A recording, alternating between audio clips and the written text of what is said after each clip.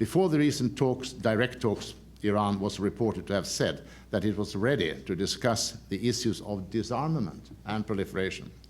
Perhaps at some point it could be of interest to consider the deep frozen subject of a Middle East zone free of weapons of mass destruction, adding to it the idea of making the area free also of enrichment of uranium and production of plutonium.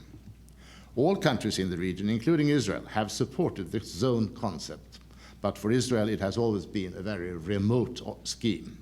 Today, with Iran and perhaps more states in the Middle East moving into more advanced nuclear activities, the zone idea might appear in a new light to all concerned.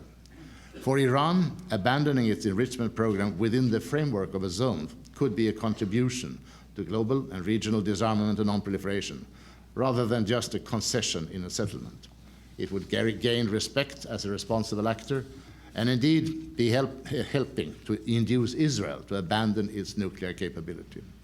Israel may today look at its nuclear weapon capability as a kind of life insurance against possible future existential threats. However, this perception would change drastically if one or more states in the region were to develop nuclear weapons or move close to weapons capability by programs for the production of enriched uranium and plutonium. To avoid having to face such a situation, perhaps Israel would contemplate a zonal agreement under which all countries in the region, including Israel itself, renounced and eliminated nuclear weapons as well as nuclear fuel cycle installations. It would remove a major point of controversy between Israel and Arab states. Perhaps it could even open a path one day to regional nuclear cooperation in the region. The present Israeli government may not listen on this wavelength at all, but would it foresee continuing the line of action begun by the bombing of the Osirak reactor in 1981 and continue with the bombing in 2007 of the Syrian installations claimed to be a North Korean-designed research reactor and the threatened future bombing of Iranian nuclear installations? We saw in the papers the other day that Iraq is now requesting to rebuild the research reactors in Tuwaitha, so there may be further objects. I do not underestimate the problems of a zonal agreement between parties that are profoundly distrusting each other.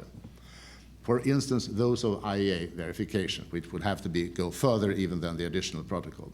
Far-reaching outside assurances of security might be needed. Perhaps the Israeli membership in NATO. Albania recently became a member.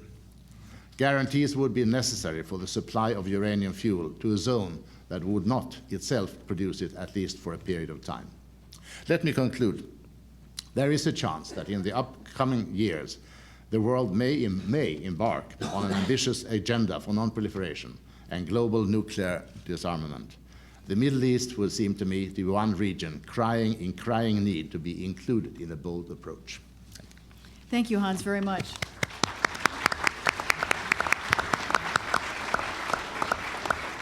And with the last word, we hand over to Jim Woolsey. Thank you. Well, I was honored to be asked to join this distinguished panel, be with you today, but to tell you the truth, since I spent 22 years as a Washington lawyer, and then I spent some time out at the CIA in the Clinton administration, I'm actually honored to be invited into any company for any purpose at all. I think we can deal with some aspects of the Iranian nuclear program relatively quickly. In distinction to Hans, I don't believe there is any plausible reason for the Iranian nuclear program other than their pursuit of a nuclear weapon. This country is in the top 3 holders of reserves in the world of both oil and gas.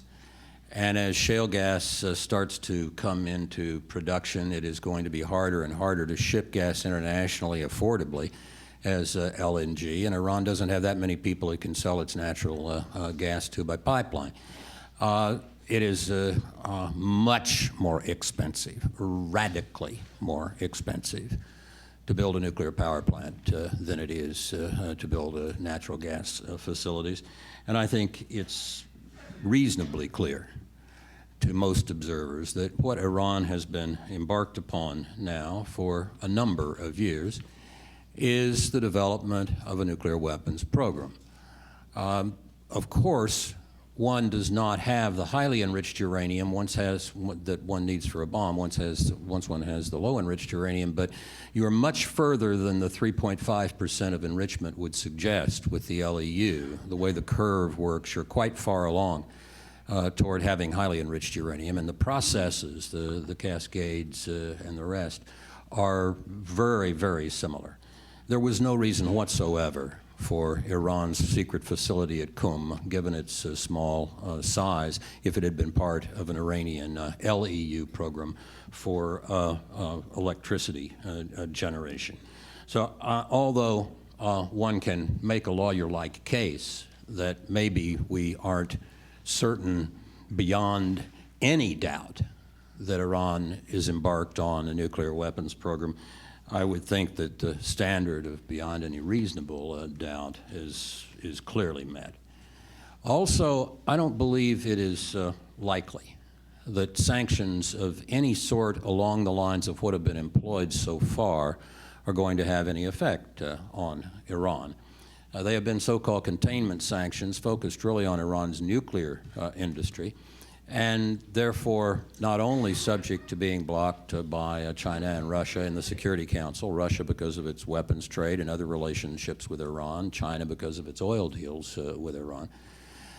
They are not going to be effective because of their very limited nature, and turning up the gain on something that is only targeted really on Iran's nuclear program is not going to work.